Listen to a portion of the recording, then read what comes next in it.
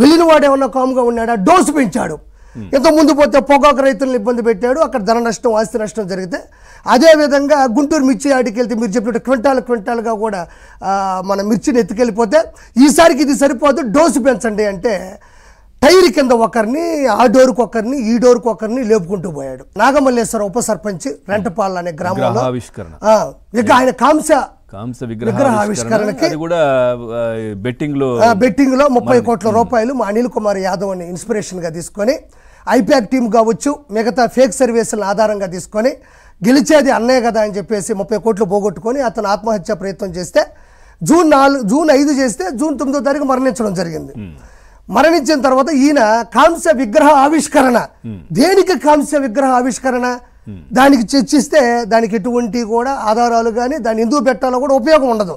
వెళ్ళిన వాడు ఏమన్నా కామ్గా ఉన్నాడా? డోసు పెంచాడు. ఇంత ముందు పోతే పొగాకు రైతులను ఇబ్బంది పెట్టాడు, అక్కడ ధన నష్టం ఆస్తి నష్టం జరిగితే. అదేవిధంగా గుంటూరు మిర్చి ఆడికి వెళ్తే మీరు చెప్పినట్టు క్వింటాలుగా కూడా మన మిర్చిని ఎత్తుకెళ్ళిపోతే ఈసారికి ఇది సరిపోదు, డోసు పెంచండి అంటే టైర్ కింద ఒకరిని, ఆ డోరుకు ఒకరిని, ఈ డోరుకు ఒకరిని లేపుకుంటూ పోయాడు. సింగయ్య అనే వ్యక్తి కూడా దుర్మార్గంగా చనిపోవడం, చనిపోయిన వ్యక్తిని కూడా పట్టించుకోకుండా 2 రెక్కలు లాసి అక్కడ పడేసి ఇవన్నీ మనకు అలవాటే కదా, ఈ పొరపాట్లు మన లోపాలు మనకు ఎప్పుడు తెలిసిందే కదా అని వెళ్ళిపోవడం జరిగింది.